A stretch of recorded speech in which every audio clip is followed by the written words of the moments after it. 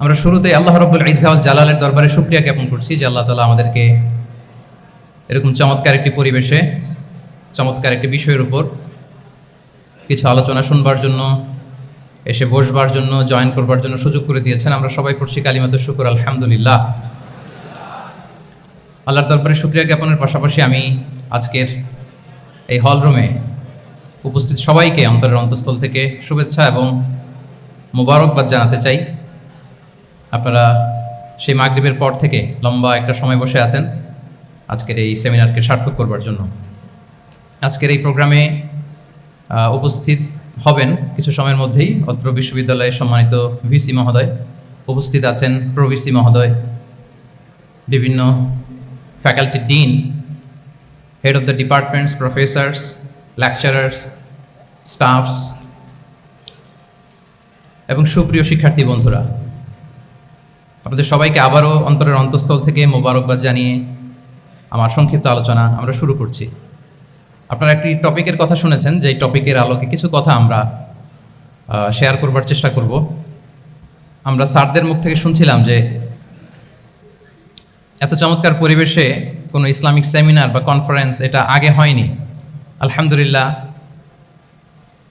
জুলাই আপরাইজিংয়ের পরে আল্লাহ তাআলা খুব সহজ করে দিয়েছেন, আমাদের জন্য প্রশস্ত করে দিয়েছেন। আপনারা জেনে থাকবেন যে আমি নিজেও প্রায় 5 বছর দেশের বাইরে ছিলাম। মালয়েশিয়াতে থেকে থেকে ভাবতাম যে দেশে কি আমি 29 সালে ঢুকতে পারবো না 41 সালে ঢুকতে পারবো। তো আল্লাহ তাআলার প্ল্যান যে ভিন্ন সেটা তো আমাদের জানা ছিল না। খুত্তাতুল্লাহি আ'যামু মিন খুত্তাতিনা, আমাদের প্ল্যানের চেয়ে আল্লাহর প্ল্যান অনেক বড়। আমরা এতটুকু দেখি, কিন্তু আল্লাহ হয়তো আরো অনেক দূর আমাদের জন্য প্রশস্ত করে রেখেছেন। আলহামদুলিল্লাহ। তো এই 5 আগস্টের গণ অভ্যুত্থান বা বিপ্লব পরবর্তী বাংলাদেশের এই চমৎকার পরিবেশে আমরা যে একত্রিত হতে পেরেছি, সুন্দর সুন্দর কনফারেন্স সেমিনারের মধ্য দিয়ে আমরা আমাদের আইডিয়াগুলো শেয়ার করতে পারছি, এটা আমাদের জন্য অনেক বড় নিয়ামা, আল্লাহর পক্ষ থেকে রাহমা।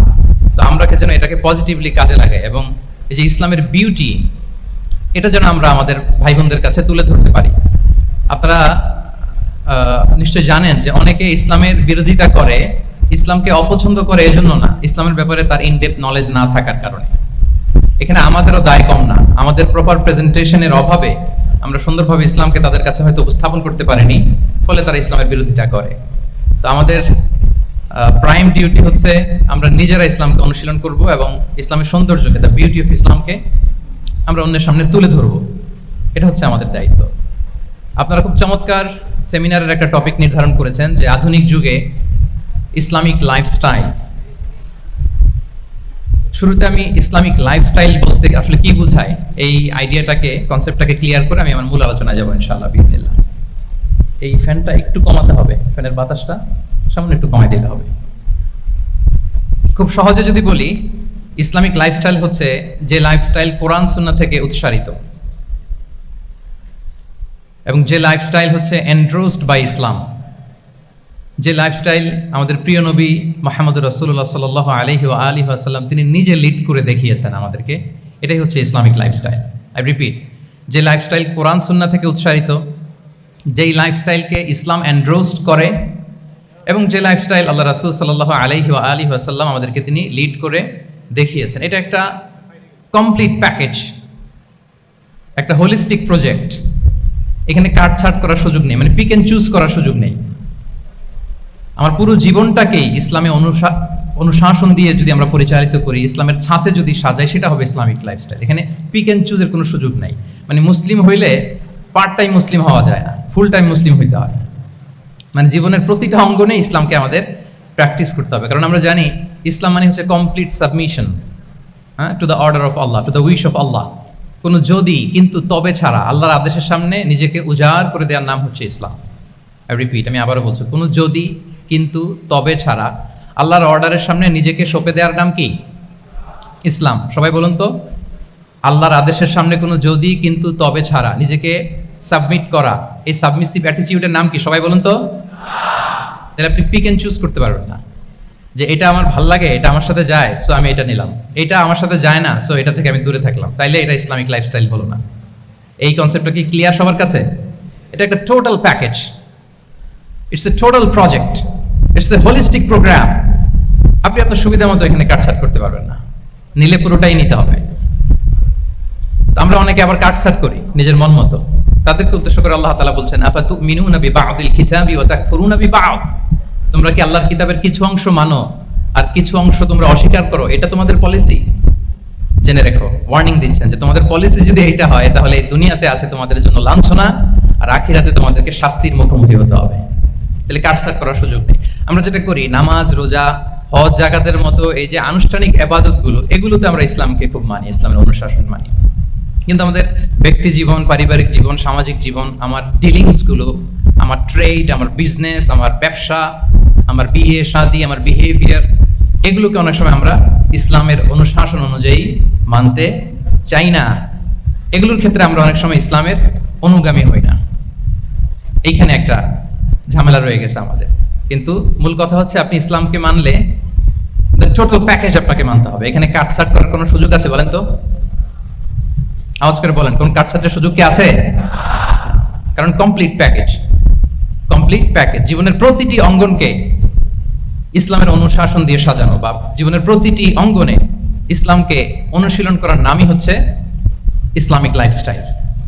মূলত ইসলামই একটা lifestyle. Islam is not merely a set of beliefs and rituals, rather it's a lifestyle. ইসলাম নিজেই একটা lifestyle that emphasizes justice, spirituality, integrity and modesty.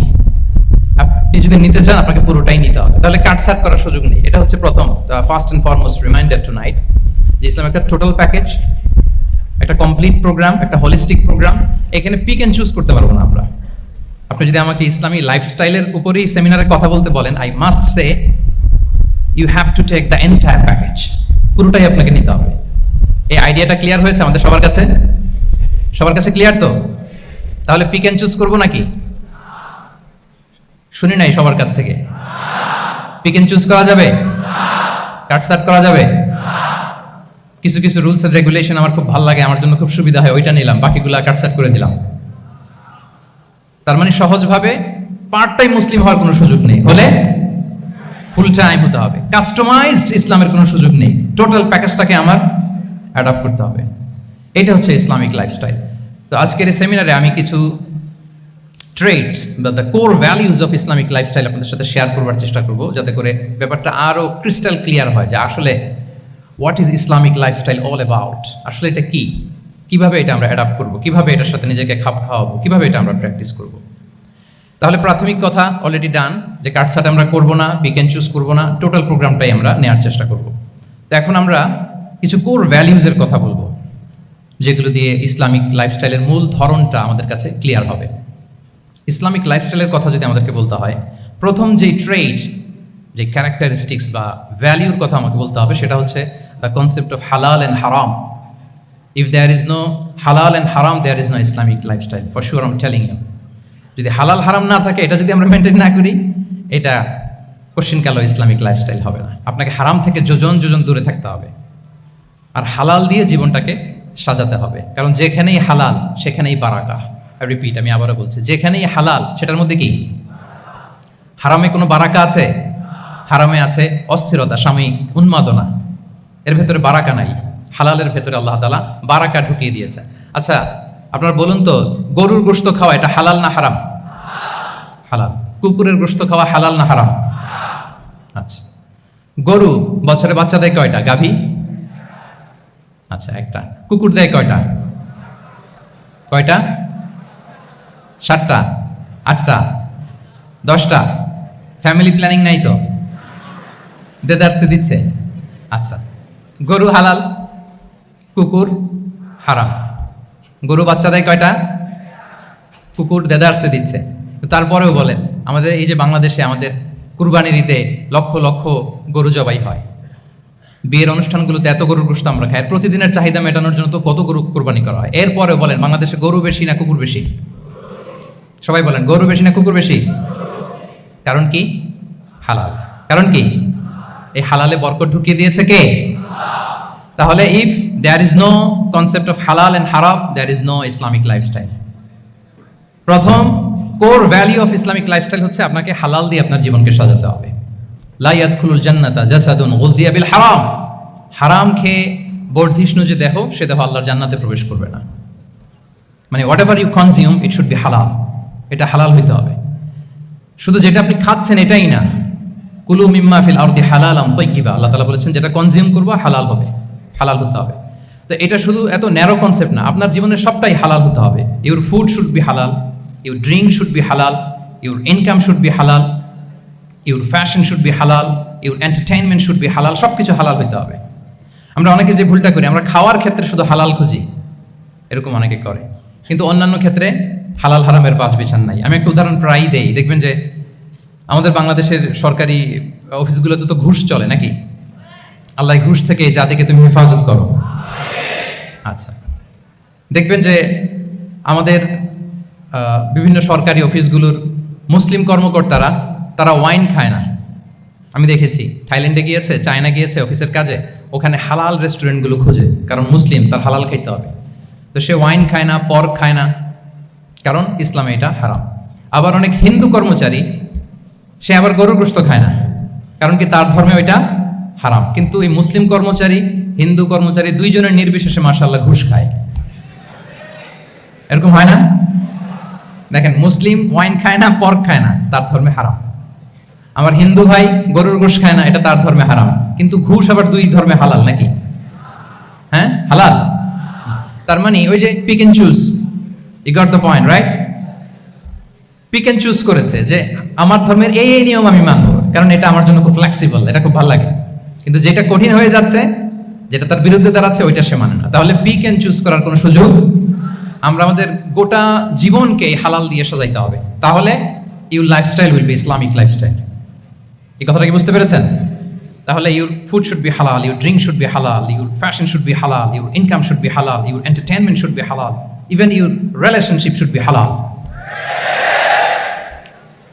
ব্যাপার কি? এটার এত আওয়াজ বেড়ে গেল।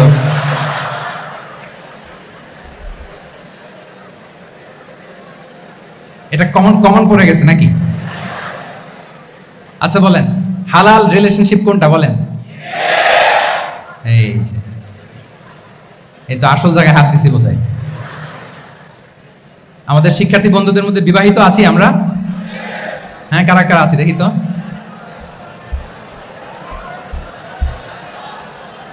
দেখি। মাশাআল্লাহ, মাশাআল্লাহ, ঠিক আছে, ঠিক আছে। আমাদের বোনরা উপরে আছেন, মাশাআল্লাহ, অনেকে হাত তুলেছেন, আলহামদুলিল্লাহ। এই তো আমাদের যারা হাত তুলছেন তাদের জন্য একটা তাকবীর দেই আমরা, আল্লাহু আকবার। এই যে আপনারাই বলেছেন, আমার কোনো লিগ্যাল অপিনিয়ন দেওয়ার প্রয়োজন হচ্ছে না, যে হালাল রিলেশনশিপ হচ্ছে বিয়ে। তাহলে বিয়ের বাইরে যদি আমার কোনো রিলেশনশিপ থাকে, হালাল না হারাম? ফতোয়া দিচ্ছে কে? আমি? আপনারাই দিচ্ছেন। বলেন, বিবাহ পরবর্তী কোনো যদি এক্সট্রা ম্যারিটাল রিলেশনশিপ থাকে, এটা ইসলামে হালাল না হারাম? তাহলে pre marriage relationship, after marriage relationship, এটা শরীয়তে হারাম। তো এই হারাম যদি আমি এই হারামের সাথে যদি নিজেকে জুড়ে দেই, তাহলে আমার লাইফস্টাইল এটা ইসলামিক লাইফস্টাইল হতে পারে না। আমরা বিয়ের মতো পবিত্র বন্ধনের মধ্য দিয়ে আমরা আমাদের দাম্পত্য জীবনকে উপভোগ করব। আল্লাহ তৌফিক দান করুক। এই যে অনেকে হাত তুলে ফেলছে, মাশাআল্লাহ, তার মানে সেকেন্ড ইয়ারে আছে, ফার্স্ট ইয়ারে আছে, থার্ড ইয়ারে আছে, আলহামদুলিল্লাহ, হালাল রিলেশনশিপে তারা গিয়েছে, মাশাআল্লাহ। তাহলে হালাল এন্ড হারামের ব্যাপারে যদি আমরা বলি, আমাদের পুরো জীবনের প্রতিটি অঙ্গন আমরা হালাল দিয়ে সাজাবো। কি বলেন? পারা যাবে তো ইনশাআল্লাহ? হারামের সাথে আমাদের কোনো সম্পর্ক আছে? হ্যাঁ, আমরা সবকিছু হালাল দিয়ে সাজাবো তো? হারামকে আমরা না বলে দিব না, নো। আজকের এই জহির রায়হান মিলনায়তন, না এটা কি নাম? জহির রায়হান মিলনায়তনের এই হল রুম থেকে হারামকে আমরা লাল কার্ড দেখাই দিলাম। কি বলেন? হারামকে আমরা নো বলবো, আওয়াজ করে বলুন নো। ওকে, নো টু হারাম। তাহলে the concept of halal and হারাম আশা করি আমাদের কাছে ক্লিয়ার। আমরা হালাল দিয়ে নিজেদের জীবনকে সাজাবো, হারামের সাথে আমাদের কোনো সম্পর্ক নাই। তাহলে একটা ট্রেড আমরা শেয়ার করলাম, একটা কোর ভ্যালু শেয়ার করলাম, যে আমরা যদি হালাল মেনটেন করতে পারি আমাদের জীবনে, এটা হচ্ছে one of the core values of Islamic lifestyle. 2 নম্বর হচ্ছে, ইসলামিক লাইফস্টাইলটা বেসিক্যালি এটা একটা প্রোডাক্টিভ লাইফস্টাইল। মানে ইসলামী লাইফস্টাইল আমাদেরকে প্রোডাক্টিভ হতে উদ্বুদ্ধ করে। আপনার দিন শুরু হবে অনেক সকালে, প্রোডাক্টিভিটি নিয়ে অনেক লম্বা আলোচনা করা যেতে পারে। আমি ছোট্ট একটা পয়েন্ট যদি আজকের এই হলরুমের শেয়ার করি প্রোডাক্টিভিটি নিয়ে, যে ইসলামিক লাইফস্টাইল হচ্ছে আপনি একেবারে সকাল সকাল আপনার দিন শুরু করবেন। Early to bed and early to rise makes a man healthy wealthy.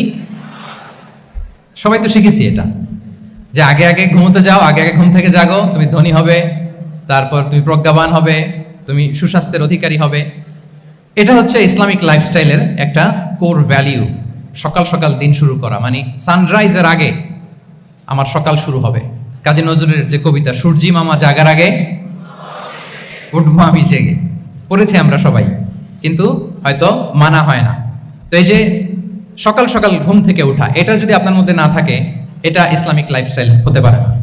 You must be a morning person. সকাল সকাল উঠতে হবে। আপনার সময় এমনভাবে মেনটেন করবেন আপনি যে সকাল সকাল ফজরের পর থেকে আপনি অ্যাক্টিভ। তার মানে you have to wake up early, you have to sleep early. একজন মর্নিং পারসন যদি না হন, এটা ইসলামিক লাইফস্টাইল হবে না। এর কারণ আল্লাহ রাসূল সাল্লাল্লাহু আলাইহি ওয়া আলিহি ওয়াসাল্লাম আমাদেরকে সকালে জেগে থাকার ব্যাপারে ইন্সপায়ার করেছেন, এবং তিনি দোয়া করেছেন এই উম্মার জন্য স্পেশালি, যে এই সময়টা এটা full of baraka, full of blessings. তিনি দোয়া করেছেন, আল্লাহুম্মা বারিক লি উম্মতি ফি বুকুরিহা। আল্লাহ এই উম্মতের বুকুরটা মানে সকালের সময়টা, লেটস সে সানরাইজের পরে 3-4 ঘন্টা, এই সময়টাকে আল্লাহ আপনি বরকত দিয়ে ভরে দেন। এই সময়টাতে ঘুমানো যাবে না, এটা হচ্ছে বরকতের সময়। এবং আল্লাহ রাসূল সাল্লাল্লাহু আলাইহি সাল্লাম যদি কোনো সামরিক অভিযান প্রেরণ করতেন, এই টাইমে প্রেরণ করতেন, এই বুকুরের টাইমে। এবং সাহাবারা তাদের কোনো ট্রেড ক্যারাভান, ব্যবসায়িক কাফেলা যখন সেন্ড করতেন, এই টাইমটাতে সেন্ড করতেন, কারণ এই টাইমটাতে বারাকা। তো এখন নিজের সাথে মিলিয়ে নেন যে এই টাইমটাতে আমরা কি করি। আমি জানি না আপনাদের কি অভ্যাস। আমি এসে তো শুনলাম যে জাহাঙ্গীরনগর বিশ্ববিদ্যালয়ে নাকি যতজন শিক্ষার্থী, মানে ততজনের জন্য এখানে আবাসনের ব্যবস্থা আছে। বাংলাদেশের কোনো ইউনিভার্সিটিতে নাকি এটা নেই। আলহামদুলিল্লাহ, অসাধারণ প্রিভিলেজ, এখানে অনেক সুন্দর সুযোগ। তো এখন বলেন আপনাদের সকালের রুটিন কি, বলেন? ঘুমিয়ে থাকেন না জেগে থাকেন? হ্যাঁ, আচ্ছা, ফজরের পরে আমরা ঘুমাই কারা কারা দেখি? সর্বনাশ। আচ্ছা ঠিক আছে, হাত নামান। আচ্ছা, ফজরের পরে আমরা একটু এক্সারসাইজ করি, পড়াশোনা করতে বসি কারা কারা? মাশাআল্লাহ, আছে কিছু, ঠিক আছে, হাত নামান। এবার 2 বারের 1 বারও যারা হাত তুলেননি তারা হাত তুলেন। আপনারা কি করেন? এইটা হ্যাঁ, ডিভাইস। সম্মানিত সুধী মণ্ডলী, আল্লাহুম্মা বারিক লি উম্মতি ফি বুকুরিহা। আপনারা আমাকে এনেছেন ইসলামিক লাইফস্টাইল নিয়ে বলতে, তো আমাকে বলতেই হবে ফজরের পরে ঘুমানো চলবে। প্রথমে আমরা হারামকে না বলে দিলাম, এবার আমরা না করে দিব কোনটাকে? হ্যাঁ, ফজরের পরে আজকে থেকে কোনো ঘুম চলবে। যদি আপনি চান একটু দূরে সরাইতে হবে, যে ড্রোনগুলো একটু দূরে সরাইতে হবে। ফজরের পরে আজকে থেকে আমি এখানে জবরদস্তি করব না, শুধু আপনাদের সামনে আমি প্রেজেন্ট করছি। যদি সেমিনারের যে টপিক নিয়ে আপনারা শুনতে এসেছেন, এটা যদি আপনি অ্যাডাপ্ট করতে চান, অনুশীলন করতে চান, হ্যাঁ, ফজরের পরে আজকে থেকে কোনো ঘুম চলবে। এই সময়টাতে অনেক বারাকা আছে। তো কি করতে হবে? এটার জন্য আগে আগে ঘুমতে হবে। কি বলেন? অনেকে ফজরের এই বরকতময় সময়টা তারা ঘুমাতে ঘুমাতে মিস করে। এর কারণ দেরিতে ঘুমোতে যাওয়া। আগে আগে ঘুমানোর অভ্যাস করতে হবে, কিন্তু আগে তো ঘুম আসে না, তাই না? এই যে ডিভাইস আমাদেরকে ঘুমাতে দেয় না, আমাদের শান্তির ঘুম কেড়ে নিছে এই ডিভাইস। এই ডিভাইস অ্যাডিকশন, স্ক্রিন আসক্তি আমাদের শান্তির ঘুমকে কি করেছে? কেড়ে নিয়েছে। আল্লাহ তাআলা রাতকে বানিয়েছেন ঘুমের জন্য। ওয়াজআলনাল লাইলা লিবাসা। লিবাস মানে আবরণ। আমি রাতকে বানিয়েছি পোশাকের মতো আবরণ করে, যে আবরণ রাত্রিবেলা নিঝুম নিস্তব্ধ অন্ধকার দিয়ে ছেয়ে দেয়। ফলে মেলাটিন নামে একটা হরমোন নিঃসরিত হয়, আমাদের ঘুম ঘুম ভাব আসে। ঘুমের জন্য আল্লাহ তৈরি করেছেন রাতকে।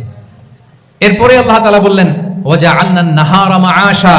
আর দিনকে বানিয়েছি আমি প্রাণ চঞ্চল করে, দিনে আমরা কাজ করব। তাহলে রাতে আগে আগে ঘুম, আর দিনের বেলা আল্লাহ তাআলা আমাদেরকে কাজ করার জন্য সৃষ্টি করেছেন। কিন্তু এই সাইকেলটাকে আমরা ঘুরাই ফেলছি। রাতে যত দেরি করে আপনি ঘুমাবেন, সকালে ঠিক তত দেরি করে আমাকে উঠতে হয়, ঠিক কিনা বলেন?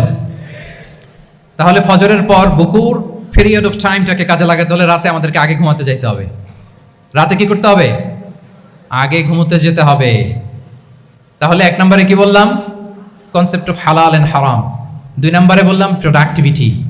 ইসলামিক লাইফস্টাইল হচ্ছে একটা প্রোডাক্টিভ লাইফস্টাইল। এটা মেনটেন করতে হলে প্রোডাক্টিভিটির অনেক কথা। একটা কথা হচ্ছে সকাল সকাল আপনার দিন শুরু করুন। কি পারা যাবে তো ইনশাআল্লাহ? সবাই একসাথে পড়ে ইনশাআল্লাহ। এই যে আমাদের দেরি করে রাতে ঘুম আসে, স্ক্রিনার শক্তি, এই ডিভাইস আমাদের আরামের ঘুম কেড়ে নিছে কেন জানেন? এর কারণ হচ্ছে আল্লাহর দেয়া যে ফিতরাত, এই ফিতরাতকে আমরা উল্টে দিয়েছি। ফিতরাত শব্দটার সাথে আপনাদের পরিচয় আছে? হ্যাঁ, the innate characteristics of a human being.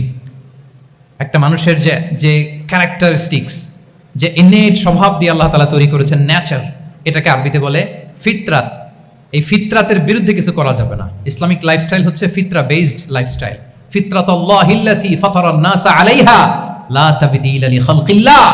আল্লাহর প্রকৃতির অনুসরণ করো, যে প্রকৃতি দিয়ে তিনি মানুষকে সৃষ্টি করেছেন। আর আল্লাহর সৃষ্টি কাঠামোর মধ্যে কোনো পরিবর্তন, কোনো বিকৃতি নেই।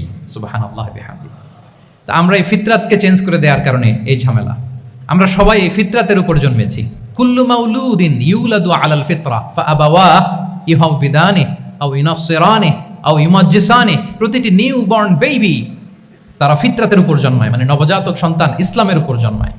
কিন্তু বাবা মা তাকে হয় ইহুদি বানায়, নাসারা বানায়, বা অগ্নি উপাসক বানায়। তাহলে এই যে ফিতরাত, আল্লাহর দেয়া ফিতরাতকে যখন আমরা চেঞ্জ করেছি, আমাদের জীবন থেকে বারাকা উঠে গিয়েছে।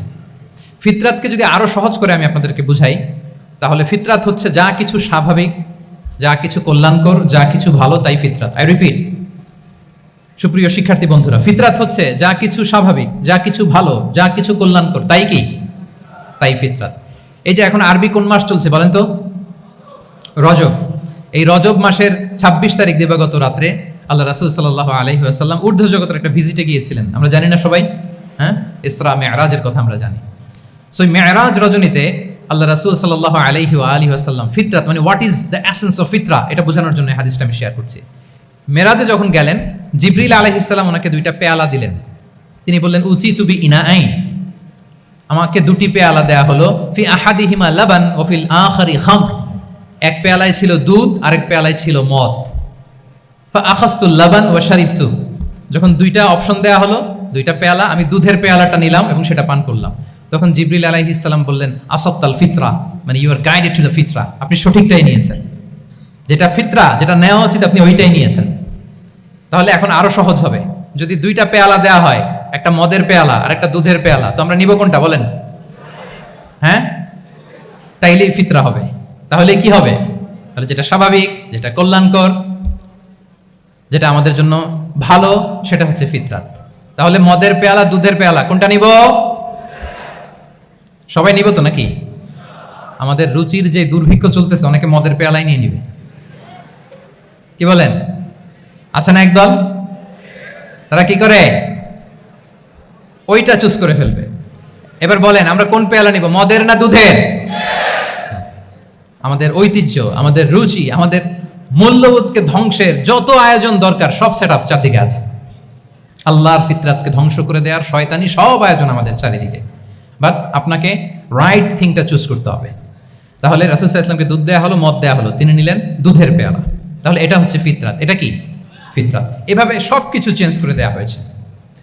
সবকিছু, আমাদের লাইফস্টাইল চেঞ্জ করে দেওয়া হয়েছে, আমাদের ফুড হ্যাবিট চেঞ্জ করে দেওয়া হয়েছে, আমাদের খাদ্যাভ্যাসের মধ্যে পরিবর্তন। দেখবেন যে এখন আমরা যা খাই, আগে কিন্তু এটা খাইতাম না।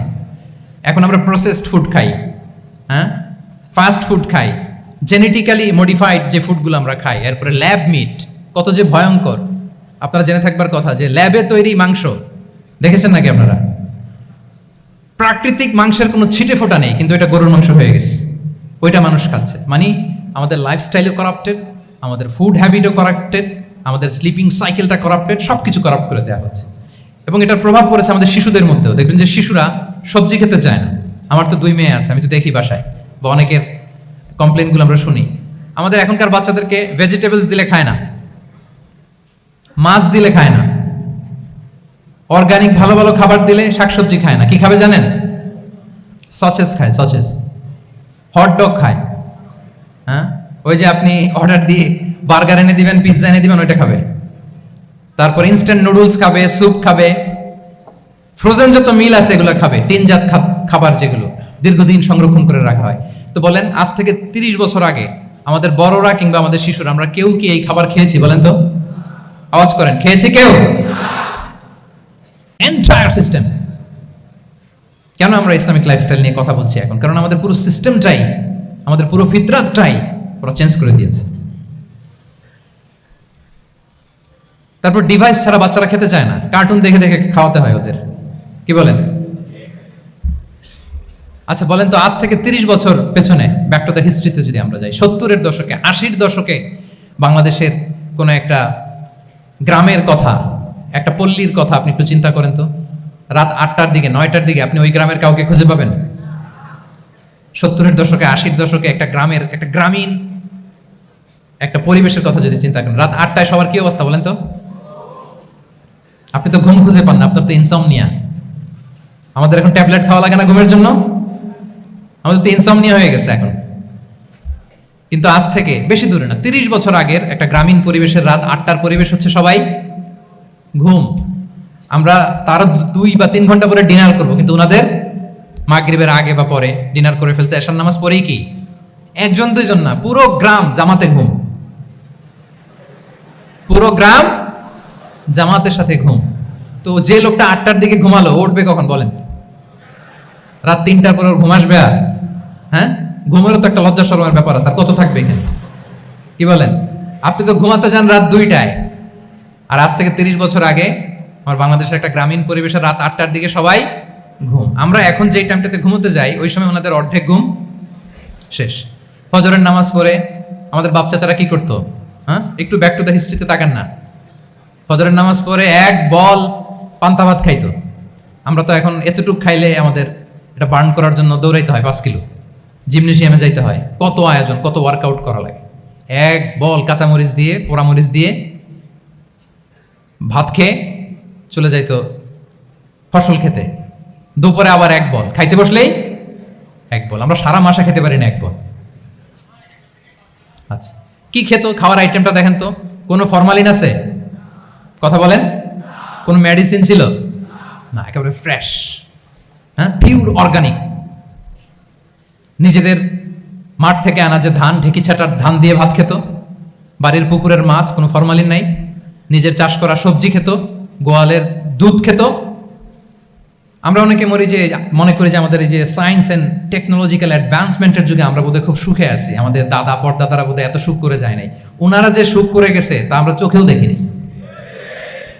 আমার দাদা পরদাদারা যে সুখে লাইফ লিড করেছে তার অর্ধেকও আমরা করতে পারি না। তারাই আসলে শান্তির, সুখের, আনন্দের সময়টা তারা কাটিয়েছে।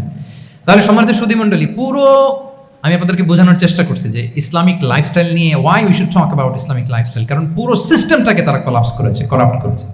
Food habit, lifestyle, sleeping style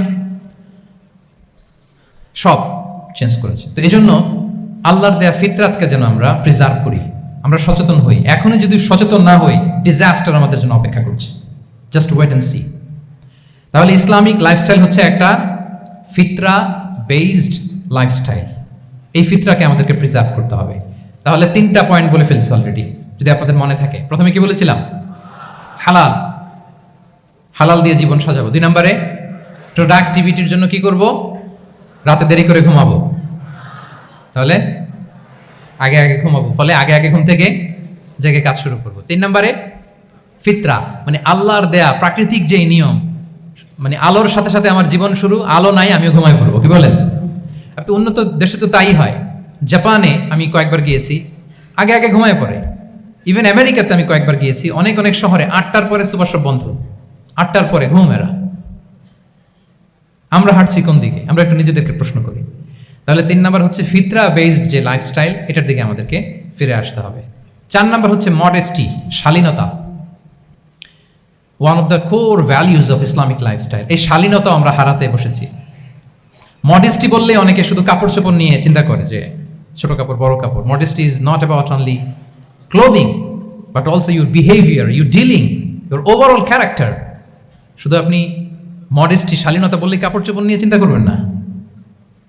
এটা আপনার মডেস্টি ইন ইউর স্পিচ, আপনার কথার মধ্যেও শব্দ চয়নে মডেস্টি থাকতে হবে, আপনার বিহেভিয়ারে মডেস্টি থাকতে হবে, আপনার ডিলিংসে মডেস্টি থাকতে হবে। এই শালীনতা আমরা হারাচ্ছি। তার বিপরীতে আমাদের সমাজে অশ্লীলতার প্রসার হচ্ছে, লাজুকতা হারিয়ে যাচ্ছে। লাজুকতা,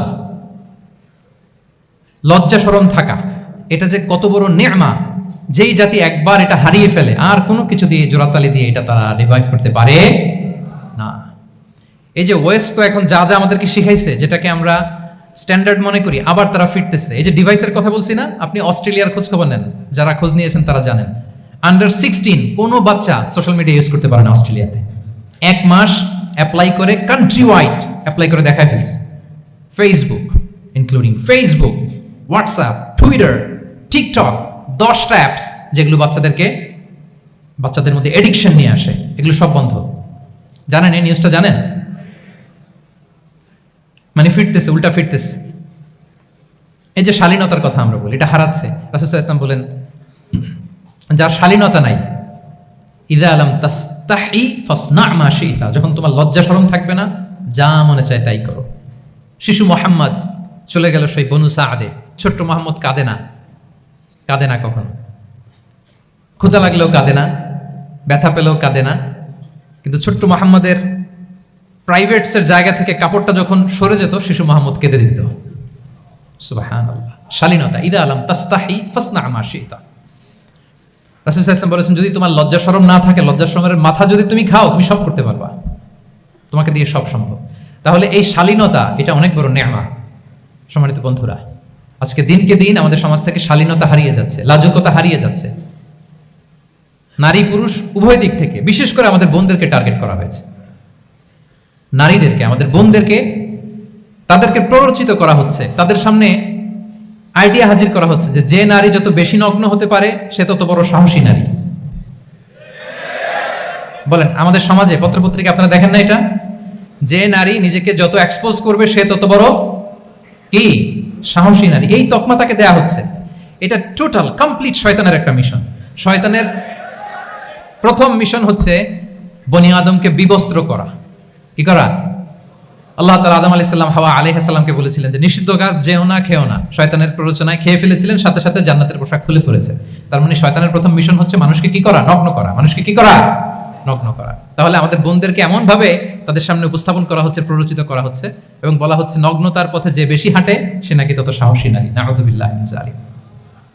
তাহলে এই যে মানব জাতিকে বস্ত্রহীন করা, এটা শয়তানের একটা মিশন। তার বিপরীতে ইসলাম নারীকে সম্মান দিয়েছে, সম্মান করেছে। যে ঘরে প্রথমে কন্যা জন্মায়, খায়রুকুম মান বুকিরা বিল উনসা, সে ঘরটাকে আল্লাহ তাআলা বরকতময় করে দেয়। 2 সন্তান তো 2 জান্নাতের দরজা ওপেন। 2 কন্যা সন্তান, 3 কন্যা সন্তান তো 3টা জান্নাতের দরজা ওপেন। সুবহানাল্লাহ। স্ত্রী হয়ে যখন ঘরে যাবে, যে ব্যক্তি তার স্ত্রীর কাছে সেরা, পরিবারের কাছে সেরা, সে সবার কাছে সেরা, সে আল্লাহর কাছে সেরা। সুবহানাল্লাহ। এবং কোন মা যদি সন্তান জন্ম দিতে যে মারা যায়, কিয়ামতের দিন আল্লাহ তাআলা ওই মাকে শহীদদের কাতারে দাঁড় করাবেন। আর যদি সেফলি সন্তান ভূমিষ্ঠ হয়, আল্লাহ বলে মায়ের পায়ের নিচে ওই সন্তানের বেহেশত। সুবহানাল্লাহ। কিভাবে নারীর স্ট্যাটাস, মর্যাদাকে ইসলাম বাড়িয়েছে। এবং এই যে ইসলাম যে নারীকে যে ভিআইপি হিসেবে কনসিডার করে, হ্যাঁ, ইসলামের দেয়া নারীর ড্রেস কোড নিয়ে আমাদের অনেকের কত কথা, কত ক্রিটিক। এটা কেন করে? কারণ Islam consider women as a queen. Islam তো নারীকে রানী হিসেবে কনসিডার করে। কি হিসেবে বলেন? আচ্ছা বলেন, যে কুইন হবে, যে রানী হবে, তার একটা স্পেশাল ড্রেস কোড থাকবে না? তার একটা স্পেশাল প্রোটোকল থাকবে না? রানীর সাথে কি যা মনে চায় তা করা যায়, দেখা করা যায়, তার কাছে যাওয়া যায়? আল্লাহু আকবার। কারণ ইসলাম চায় নারীদের জন্য পৃথিবীটা নিরাপদ হোক। ইসলাম চায় নিজ গৃহে বা কর্মক্ষেত্রে নারীরা নিরাপদ থাক। ইসলামের যত ভ্যালিউজ আছে, যত রুলস এন্ড রেগুলেশন আছে, এটা আমাদের ভালোর জন্য, মানব জাতির কল্যাণের জন্য। তাহলে এই অশ্লীলতা থেকে আমাদের যোজন যোজন দূরে থাকতে হবে। If you talk about Islamic lifestyle, আমাদেরকে শালীনতা, মডেস্টি ফিরিয়ে আনতে হবে। You have to maintain modesty. আমি যদি আরো ডিপে যাই, দেখেন এই যে প্রত্যেকের হাতে এক একটা করে পর্ন হাব হয়ে গেছে, হয়েছে না? পর্নোগ্রাফির সয়লাভ, বিকৃত যৌনাচারের সয়লাভ। এখন নতুন নামে, নতুন মোড়কে, LGBTQ নামে আমাদের সমাজে নানা মোড়কে আমাদের সামনে উপস্থাপন করা হচ্ছে। শুনেছেন না এগুলো? আপনারা নাম শুনেছেন? এই যে ট্রান্সজেন্ডারিজম, নাম শুনছেন না? নিজের দেহ কাটাকাটি করে দিব্যি পুরুষ, 4 সন্তানের বাবা, এখন হঠাৎ করে বলে যে আমি মনে মনে নারী, তো সোসাইটি যেন আমাকে নারী স্বীকৃতি দেয়। বায়োলজিক্যালি দিব্যি নারী, 3 সন্তানের মা, এখন বলে যে এখন আমি মনে মনে ভাবতেছি পুরুষ, তো আমাকে পুরুষ হিসেবে তুমি কনসিডার করো। আল্লাহর দেয়া ফিতরাত, এই যে বলছে উল্টায় ফেলতেছে, এই ফিতরাতকে ধ্বংস করার সবচেয়ে জঘন্যতম এই নতুন যেটা বাজারজাত করা হচ্ছে যে আইডিওলজি, এটা হচ্ছে ট্রান্সজেন্ডারিজম। অধিকারের মোড়কে, তাও আসতেছে কিভাবে, কিসের মোড়কে বলেন তো? রাইটস এর কথা বলে, যেটা একটা রাইটস। এজন্য সম্মানিত সুধীমণ্ডলী, শালীনতার কোনো বিকল্প নেই। If you want to take care of yourself, if you want to take care of your family, your society, you have to maintain modesty. কোনো বিকল্প নেই, সাবধান হইতে হবে আমাদেরকে। তাহলে 4 নম্বরে কি? শালীনতা, মডেস্টি। শালীনতা হচ্ছে ইসলামিক লাইফস্টাইলের ভূষণ। এখন পরিকল্পিতভাবে এই শালীনতার কবর রচনা করা হচ্ছে আমাদের সমাজে। আপনারা কি রাগ করতেছেন? কথা ক্লিয়ারলি বুঝতে পারতেছেন? আমি যদি রয়ে শয়ে কথা বলি তো বুঝতে পারবেন আপনারা? ক্লিয়ারলি মেসেজগুলো আমি আপনাদের সামনে পৌঁছে দিচ্ছি। তাহলে কয়টা গেল? 4টা। হালাল, প্রোডাক্টিভিটি, প্রিজার্ভিং ফিতরা এন্ড ফাইনালি মডেস্টি। 4টা কাভার। 5 নম্বরে হচ্ছে ইসলামিক লাইফস্টাইল যদি আমরা মেনটেন করি, we must have to be optimistic, hopeful, আশাবাদী হইতে হবে। মুমিনের ডিকশনারিতে হতাশা নেই। আমরা হতাশ হই না, আমরা নিরাশ হই না, আমরা ভরসা রাখি এক মহান সত্তার উপর। আওয়াজ করে বলুন, তিনি কে? শয়তানের মিশন হচ্ছে আমাদেরকে হতাশ বানানো। আমি স্টেজে ওঠার আগে সম্মানিত স্যার বলতেছিলেন যে আপনি একটু আশাবাদী করবেন আমাদের নারী শিক্ষার্থীদের ব্যাপারে, আমাদের ছেলে শিক্ষার্থীদের কয়েকটা ইস্যু স্যার বললেন যে কিছু ফ্রাস্ট্রেশন তাদের মধ্যে কাজ করে। আজকে আপনাদের ডিকশনারি থেকে ফ্রাস্ট্রেশনকে একেবারে অমিট করে দিয়ে যাব। বলেন, বিশ্বাসীদের ডিকশনারিতে হতাশা বলে কোনো শব্দ আছে? ফ্রাস্ট্রেশন আছে? কারণ শয়তানের মিশন হচ্ছে আমাদেরকে হতাশ বানানো। কি বানানো? শয়তান আমাদেরকে আশাবাদী করতে চায় না, সে চায় আমরা যেন হতাশ হই। আমি ভুল করেছি, পাপ করেছি, অন্যায় করেছি, তো শয়তান সেই পাপের সাগরে আমাকে হাবুডুবু খাওয়াতে চায়, বলে আর অনেক ভুল হয়ে গেছে, অনেক দূর তুই চলে এসেছিস, আর আল্লাহ তোকে ক্ষমা করবে না, থাক এখানেই থাক, করতে থাক। এরকম শয়তান টেম্পটেশন দেয়, প্রভোকেশন করে। কিন্তু শয়তান জানে না যে আল্লাহর রহমতের দরিয়া কত বড়। শয়তানের মিশন হচ্ছে আমাদেরকে হতাশ বানানো, আর আল্লাহর বাণী আমাদের হৃদয়ে আশা জাগায়, আশাবাদী করে তোলে। আল্লাহর এই কিতাবের, কোরআনের প্রতিটি আয়াতে পরতে পরতে পাবেন আপনি মোটিভেশন, ইন্সপিরেশন। আল্লাহু আকবার। লা তাহজান ইন্নাল্লাহা মা'ানা। মনকে তুমি বুঝিয়ে বলো আল্লাহ আছেন আমার সাথে। জাহাঙ্গীরনগর বিশ্ববিদ্যালয়ের আমার সুপ্রিয় শিক্ষার্থী বন্ধুরা, এই বাক্যটি নিজের জীবনের জন্য, নিজের জীবনের সাথে সেট করে নেন। মনকে তুমি বুঝিয়ে বলো আল্লাহ আছেন আমার সাথে। বিপদে আপদে, আমাদের লাইফে আপস এন্ড ডাউনস থাকে, সব মুহূর্তে আমরা এই কথাটা খেয়াল করব যে কেউ যদি আমাকে হেল্প করার জন্য নাও থাকে, এক মহান সত্তা আছে, তিনি কে?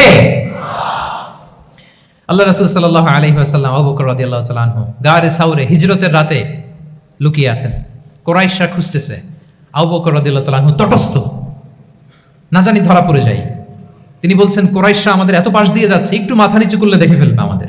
রাসূল সাল্লাল্লাহু আলাইহি ওয়াসাল্লাম বললেন যে ভয় পেও না। আবু বকর, তুমি কি ভেবেছো আমরা এখানে গুহাতে 2 জন? না না, এই গুহায় আমরা 2 জন নই, আমাদের সাথে একজন মহান সত্তা আছে, তিনি কে?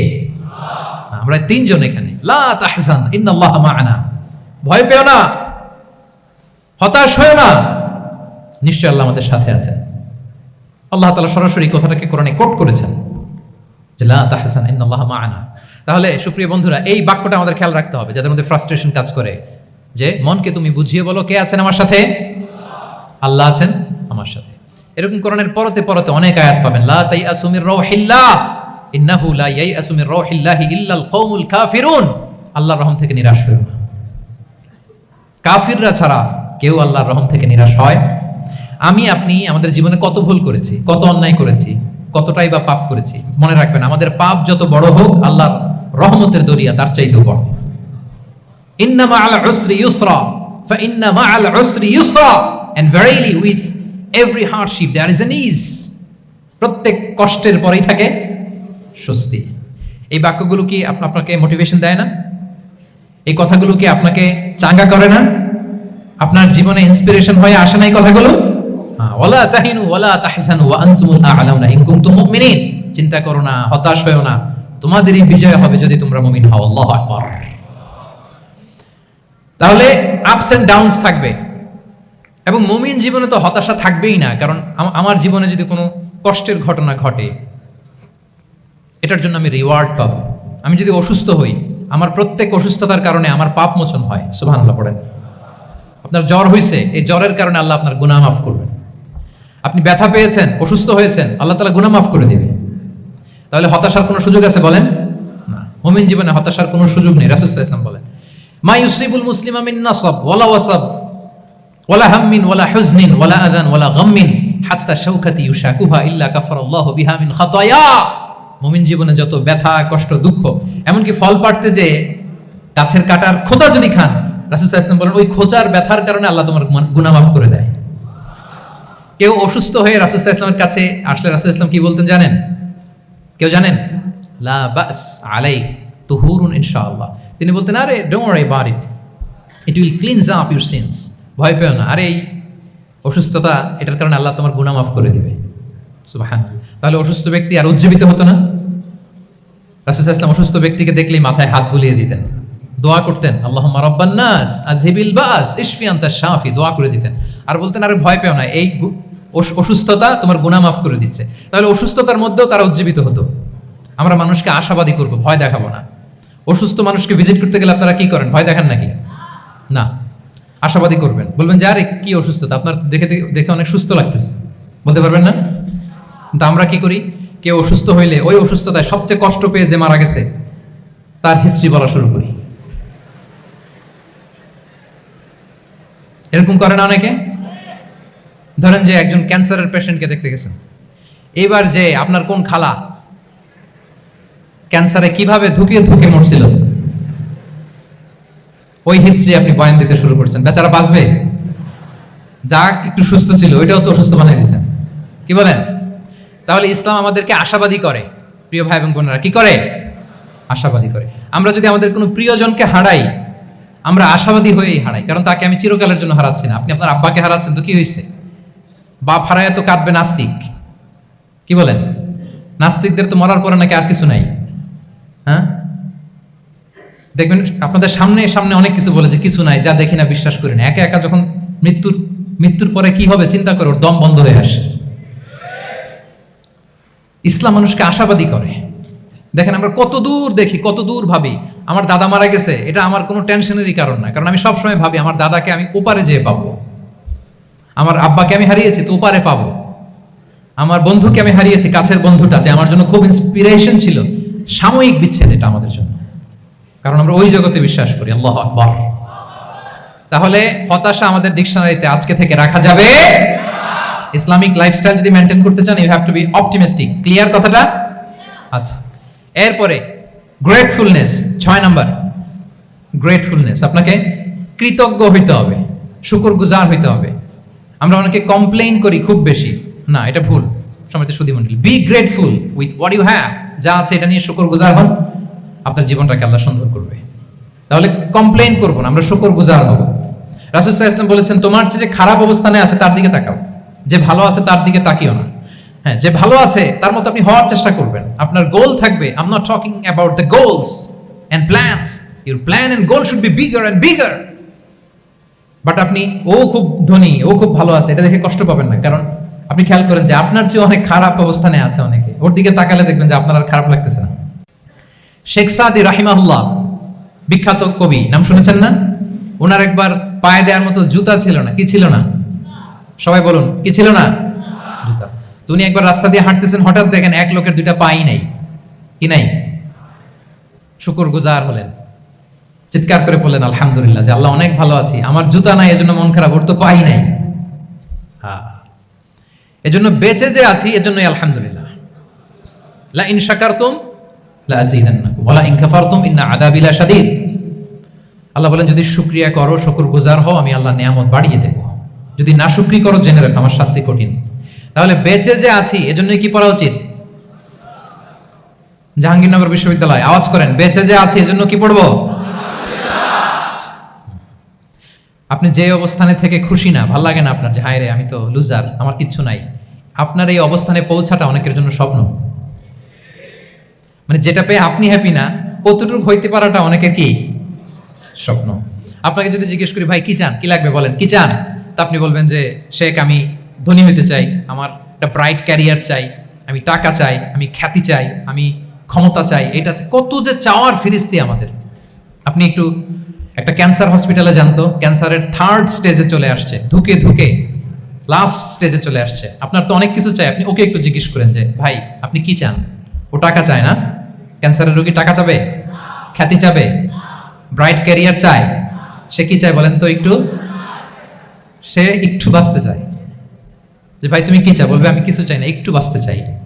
বার্ন ইউনিটে যদি কখনো যাওয়ার সুযোগ হয়, দেখবেন যে চিৎকার করে তারা, এত কষ্ট, এই দহনের কারণে এত কষ্ট, তারা চিৎকার করতে থাকে হসপিটালকে কাঁপিয়ে। আপনি ওকে একটু জিজ্ঞেস করবেন ভাই কি চাও? বলেন তোর চাওয়াটা কি? ও শুধু বাঁচতে চায়, কিন্তু ওই বেঁচে থাকা নিয়ে তো আমাদের কোনো ফিলিংসই নাই। আমরা যে বেঁচে আছি এটা যে শুকরগুজার হওয়ার অনেক বড় একটা কারণ, আমরা এরকম করে ভাবিই না। এজন্য সুপ্রিয় সুধী মণ্ডলী, আমরা যে বেঁচে আছি এজন্য আলহামদুলিল্লাহ। শুধু বেঁচে থাকার কারণে আমরা কি পড়বো? তাহলে গ্রেটফুলনেস, আপনি যদি ইসলামিক লাইফস্টাইলে নিজেকে অভ্যস্ত করতে চান, আপনার যেমনি অপটিমিস্টিক হইতে হবে, এট দ্য সেম টাইম আপনাকে কি হইতে হবে? গ্রেটফুল হইতে হবে। 7 নম্বরে তাওয়াক্কুল। Put your trust on Allah because only He can help you, only He can protect you. And when you put your trust on Allah, you are in a divine shield. আপনি যখন আল্লাহর উপর নিজেকে ন্যস্ত করেন, আপনি একটা ডিভাইন, একটা প্রোটেকশনের ভেতরে থাকেন। বিশ্বাসীরা কি করে? আল্লাহর উপর ভরসা করে। কি করে? কার উপর?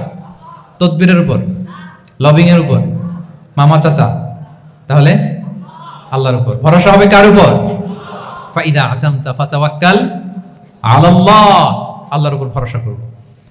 এমনকি ঘর থেকে বের হওয়ার সময় রাসূল সাল্লাল্লাহু আলাইহি ওয়াসাল্লাম আমাদেরকে বলেছেন আল্লাহর উপর তাওয়াক্কুল করো। আমরা কি দোয়া পড়ি বলেন তো ঘর থেকে বের হয়ে? বিসমিল্লাহি তাওয়াক্কালতু আলাল্লাহ। এই তাওয়াক্কুল নিয়ে আমাদের অনেক মিসকনসেপশন আছে।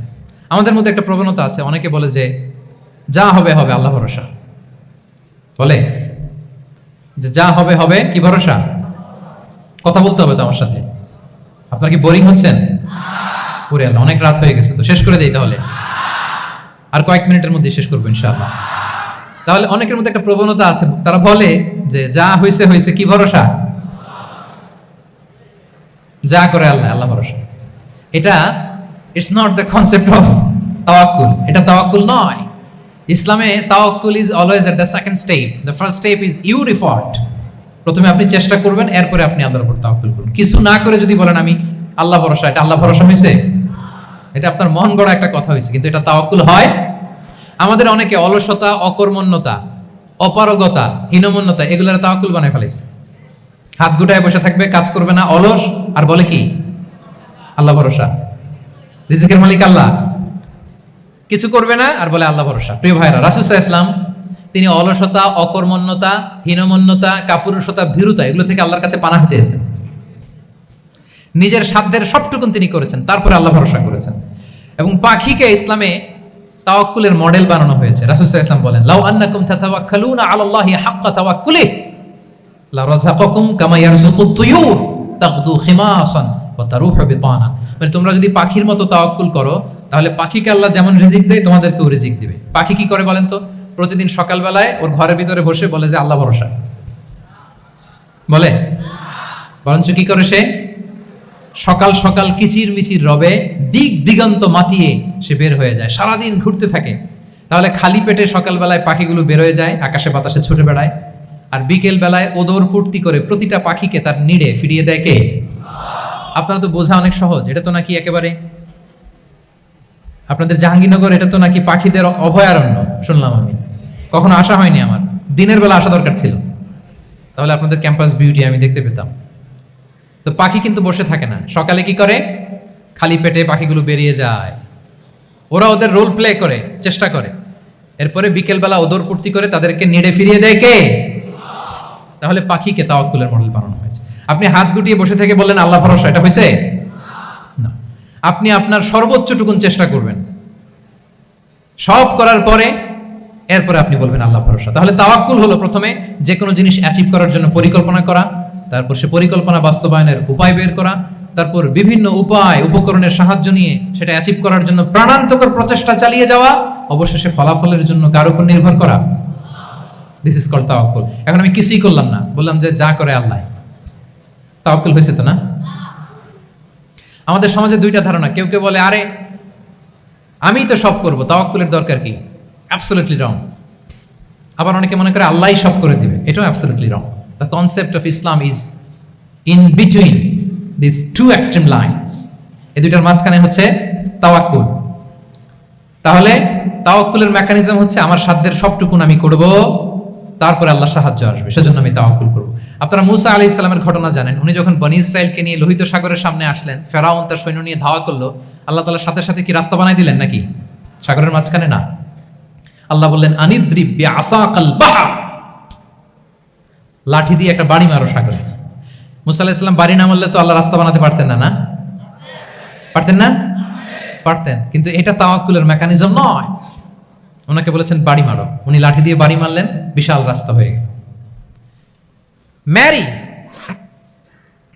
মারিয়াম আলাইহিস সালাম যখন ঈসা আলাইহিস সালামকে ডেলিভারি করলেন, ক্লান্ত শ্রান্ত ক্ষুধার্ত, কি খাবেন? আল্লাহ তাআলা বললেন ওয়াহুজ্জি ইলাইকি বিজিযইন নাখলাতি তুসাকিত আলাইকি রুতাবান জানিয়া, মানে মারিয়াম একটু কষ্ট করে উঁচু হয়ে পাশে একটা খেজুর গাছ আছে, ওটা ডাল ধরে টান দাও, টসটসে পাকা খেজুর পড়বে নিচে, ওটা খাও। উনি টান না দিলে আল্লাহ এমনি অটোমেটিক্যালি পাঠাতে পারতেন না খেজুর? আল্লাহ পাঠাননি। তাহলে এই পৃথিবীর সিস্টেম হচ্ছে আপনাকে কষ্ট করতে হবে, আপনার রোলটা আপনাকে প্লে করতে হবে। ইসলামে তাওয়াক্কুল is always at the second step, the first step is your effort. আপনাকে চেষ্টা করতে হবে, তারপরে আপনি তাওয়াক্কুল করবেন, তাহলে এটা প্রপার তাওয়াক্কুল হবে। তাহলে এখন থেকে হাত গুটিয়ে বসে থেকে আল্লাহ ভরসা বলবেন? আমরা এটা ভুল করে ফেলি, রাসূল সাল্লাল্লাহু আলাইহি ওয়াসাল্লাম, ওনার কাছে আল্লাহর সাহায্য আসতো, জিবরিল আলাইহিস সালামও আসতো, তারপরেও কখনো তিনি নিজের ভাগ্য আল্লাহর হাতে ছেড়ে দিতেন না। আমাদের মতো যা করে আল্লাহ ভরসা বলে কখনো নিজের ভাগ্য আল্লাহর হাতে ছেড়ে দিতেন, বরং নিজের সাধ্যের সবটুকুন দিয়ে তিনি চেষ্টা করতেন, তারপর তিনি ভরসা করতেন কার উপর? আপনি হিজরতের ঘটনাটা দেখেন। আল্লাহ যেদিন বললেন যে আজ রাতেই তুমি আর আবু বকর হিজরত করো, রাসূল সাল্লাল্লাহু আলাইহি ওয়াসাল্লাম ওই দিন দুপুরবেলা আবু বকর রাদিয়াল্লাহু তাআলা আনহুর ঘরে গেলেন। তিনি কখনো দুপুরবেলা বেরোন না, তিনি কখনো মাস্ক পরে বেরোতেন না। সেদিন তিনি মাস্ক পরে বেরোলেন, খারাজা মুতাকান্নিয়ান, মুখ ঢেকে বেরোলেন। আবু বকর রাদিয়াল্লাহু তাআলা আনহুর ঘরে যেয়ে বলেন, আবু বকর আখরিজ মান ফিল বাইত, ঘরে যারা আছে বের করে দাও, প্রাইভেট আলাপ আছে। আবু বকর রাদিয়াল্লাহু তাআলা আনহু বললেন, ইয়া রাসূলুল্লাহ, আসমা আর আয়েশা একজন তো আপনার পরিবার, আর একজন তার বোন, আমরাই তো, বলেন। রাসূল সাল্লাল্লাহু আলাইহি ওয়াসাল্লাম আশ্বস্ত হলেন, বললেন যে আজ রাতেই আমরা হিজরত করব, আজ রাতেই। মক্কা থেকে মদিনা হচ্ছে উত্তর দিকে, কোন দিকে? আপার নর্থ। তিনি মক্কা থেকে মদিনায় হিজরত করবেন উত্তরে, কিন্তু তিনি বের হলেন দক্ষিণ দিক দিয়ে, শত্রুর চোখে ধুলি দেওয়ার জন্য। দেখেন, দিনের বেলা বেরোলেন না, রাতে বেরোলেন। দেখেন, একটার পর একটা প্রিকশন। দুপুরে বেরোলেন, চেহারা ঢেকে বেরোলেন, প্রাইভেসি মেনটেন করলেন। ডেস্টিনেশন এদিকে, বের হলেন এই দিক দিয়ে, সবার চোখের অন্তরালে তিনি বের হলেন। এবং তিনি আবু বকর রাদিয়াল্লাহু তাআলা আনহুকে বললেন, সবাই যেই পথে মদিনা যায় আমরা কিন্তু ওই পথে যাব না, ক্যারাভানগুলো যেই পথে যায় ওই পথে না, সাওয়াহিলি একটা আনইউজুয়াল রুট ধরে আমরা যাব, সাগরের পার ঘেঁষে ঘেঁষে, যাতে ওরা বুঝতে না পারে। এই জন্য আবু বকর রাদিয়াল্লাহু তাআলা আনহু একজনকে ভাড়া করলেন, আব্দুল্লাহ ইবনে উরাইকেত নামে, যে আনইউজুয়াল রাউটটা চিনে, যে সাগরের পাশ ঘেঁষে চলে যাওয়া পথ দিয়ে মক্কা থেকে রাসূল সাল্লাল্লাহু আলাইহি ওয়াসাল্লামকে মদিনায় পৌঁছায়। 2টা উট তিনি 2 মাস ধরে এটাকে নার্চারিং করে রাখলেন। 3 দিন আবু বকর রাদিয়াল্লাহু তাআলা আনহু এবং রাসূল সাল্লাল্লাহু আলাইহি ওয়াসাল্লাম গারে সাউরে অবস্থান করলেন 3 দিন, যাতে করে বুঝতে পারেন যে মক্কায় তাদের ব্যাপারে কি বলা হয়। এবং আবু বকর রাদিয়াল্লাহু তাআলা আনহুর ছোট্ট ছেলে আব্দুল্লাহকে অ্যাসাইন করা হলো, যে আব্দুল্লাহ, তুমি তো ছোট মানুষ, তুমি প্রতিদিন মক্কার বাজারে যেয়ে শুনবা যে আমাদের ব্যাপারে কুরাইশরা কি বলে, নিশ্চয়ই তারা তন্ন তন্ন হয়ে আমাদেরকে খুঁজবে, না পেয়ে ওরা কি কি পলিসি নেয় এটা এসে আমাদেরকে জানাবা। সুবহানাল্লাহ। ছোট্ট আব্দুল্লাহ মক্কার বাজারে কে কি বলে শুনে গোয়েন্দার মতো করে, স্পাইয়ের মতো করে সে তথ্যগুলো নিয়ে, খাবার নিয়ে গারে সাউরে প্রতিদিন ইনফরমেশন পাস করে আসতো, আবার খাবার দিয়ে আসতো। আচ্ছা বলেন তো, এই ছোট্ট আব্দুল্লাহ যেই পথে যায়, মরুভূমির উপরে তার ফুটপ্রিন্ট আছে না, আব্দুল্লাহর ফুটপ্রিন্ট। তো কুরাইশরা তো তন্ন তন্ন হয়ে রাসূল সাল্লাল্লাহু আলাইহি ওয়াসাল্লামকে খুঁজতেছে, ডানে বাঁয়ে সামনে পেছনে সব জায়গায়।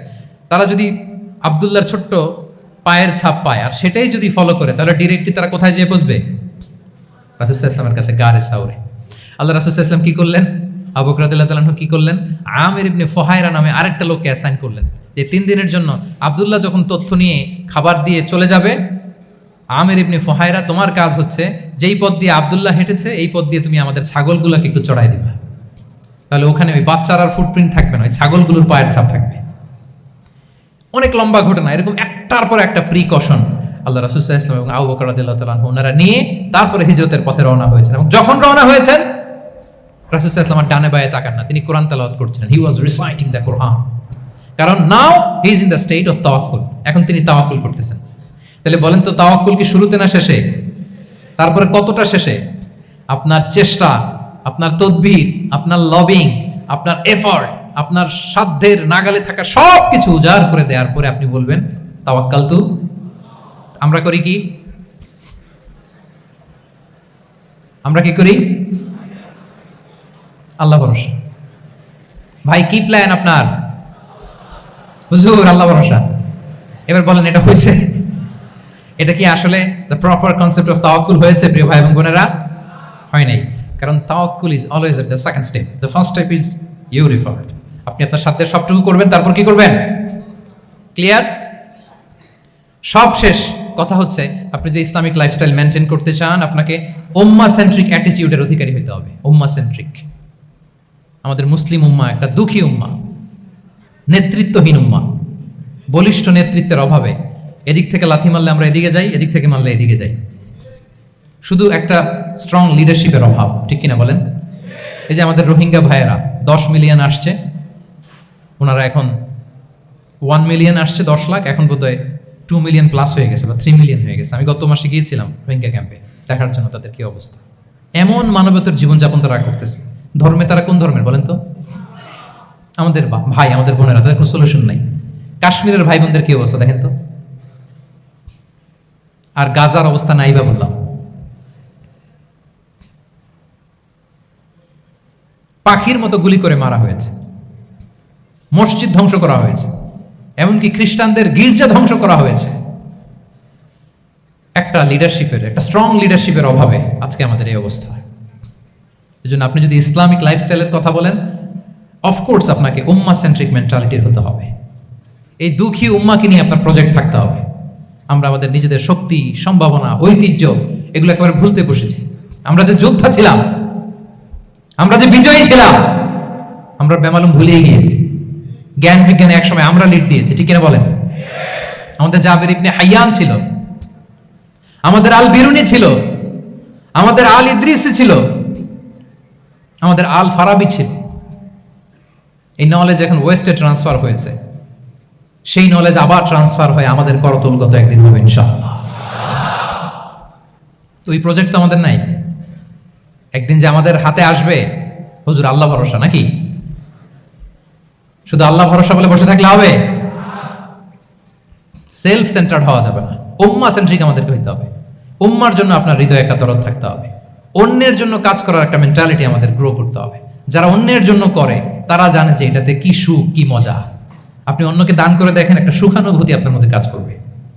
এবং রাসূল সাল্লাল্লাহু আলাইহি ওয়াসাল্লাম বলেন, আল্লাহু ফি আউনিল আবদি মা দামাল আবদু ফি আউনি আখিহি। আল্লাহ তাআলা ততক্ষণ পর্যন্ত বান্দার সাহায্যে থাকে, ওই বান্দার, যতক্ষণ পর্যন্ত এই বান্দা তার ভাইয়ের সাহায্যে থাকে। এজন্য আমাদের প্রতিটি কাজে, পদক্ষেপে আমাদের নির্যাতিত ভাইয়েরা যেন তারা আমাদের চিন্তায় থাকে, তারা যেন আমাদের দোয়ায় থাকে, আমাদের সহযোগিতায় থাকে, এবং উম্মার জাগরণে যেন নিবেদিত হয় আমাদের সকল এফোর্ট, সকল প্রজেক্ট, সকল প্রচেষ্টা। কি পারা যাবে কিনা বলেন? উম্মার জন্য এরকম স্যাক্রিফাইসিং মেন্টালিটি আমাদের থাকার দরকার আছে না নাই বলেন? তাহলে উম্মাহ সেন্ট্রিক মেন্টালিটি আমাদের করতে হবে সম্মানিত সুধী মণ্ডলী। তাহলে ইসলামিক লাইফস্টাইল নিয়ে যদি আমরা কথা বলি, আমাদের উম্মাহ সেন্ট্রিক হওয়ার কোনো বিকল্প নাই। আমি যদি পুরো আলোচনার সামারি করি, তাহলে বলতে হবে, শুরুতে আমি যেটা বলেছিলাম যে এখানে পিক অ্যান্ড চুজ করে ইসলামিক লাইফস্টাইল অ্যাডাপ্ট করার আমাদের কোনো সুযোগ মনে আছে? যে কথা দিয়ে শুরু করেছিলাম, পিক অ্যান্ড চুজ করা যাবে? মন মতো না, পুরোটাই মানতে হবে। এবং 8টা, মোস্ট লাইকলি 8টা core values of Islamic lifestyle আমি আপনাদের সাথে শেয়ার করেছি। একটু যদি রিকল করি, 1 নম্বরে কি বলেছিলাম বলেন তো? হালাল, হালাল মেনটেন করতে হবে, হারামের সাথে আমাদের কোনো সম্পর্ক। 2 নম্বরে প্রোডাক্টিভিটি। 3 নম্বরে ফিতরা বেসড লাইফস্টাইল হতে হবে। 4 নম্বরে মডেস্টি। 5 নম্বরে হতাশ হওয়া যাবে না, মনকে তুমি বুঝিয়ে বলো আল্লাহ আছেন আমার সাথে, অপটিমিজম। তারপরে আল্লাহর উপর ভরসা করা, গ্রেটফুলনেস। 7 নম্বরে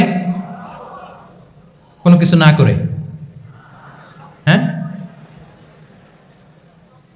সবকিছু করার পরে, মাশাআল্লাহ, অ্যাবসলিউটলি রাইট আনসার। সবকিছু আমার সাধ্যের সবটুকুন করার পরে কি করব? কার উপর তাওয়াক্কুল করব? এবং আমরা উম্মা সেন্ট্রিক চিন্তা লালন করব, উম্মা কেন্দ্রিক। পারা যাবে তো? এই কোর ভ্যালিউজ গুলো যদি আপনি মেনটেন করেন, this would be the Islamic lifestyle. সম্মানিত সুধী, ইসলাম আমাদেরকে যে লাইফস্টাইল প্রেসক্রাইব করেছে, সেই প্রেসক্রাইব লাইফস্টাইলে আমাদেরকে সাবস্ক্রাইব করতে হবে। এর বাইরে মুসলিমের কোনো লাইফস্টাইল থাকতে পারে? এর বাইরে অন্য কোনো লাইফস্টাইল আল্লাহর কাছে গ্রহণযোগ্য হতে পারে? আল্লাহ তাআলা আমাদের সবাইকে কথাগুলো বোঝার ও আমল করার তৌফিক দান করুন। সম্মানিত সুধী মণ্ডলী, আমি আবারও পাঠশালাকে শুকরিয়া জানাই, বিশ্ববিদ্যালয় কর্তৃপক্ষকে শুকরিয়া জানাই, এবং দীর্ঘ 1 ঘন্টারও বেশি সময় ধরে আপনারা যারা এই লম্বা আধুনিক যুগে ইসলামিক লাইফস্টাইল শিরোনামের এই সেমিনারে অংশগ্রহণ করলেন, আপনাদের সবাইকে আবারও প্রাণ ঢালার শুভেচ্ছা এবং অভিনন্দন জানিয়ে আমার আলোচনা এখানেই আমি শেষ করছি। হাদা মা ইনদি ওয়াল ইলমু ইনদাল্লাহি আলাইহি তাওয়াক্কালতু ওয়া ইলাইহি উনীব। ওয়াসসালামু আলাইকুম ওয়া রাহমাতুল্লাহি ওয়া বারাকাতুহু।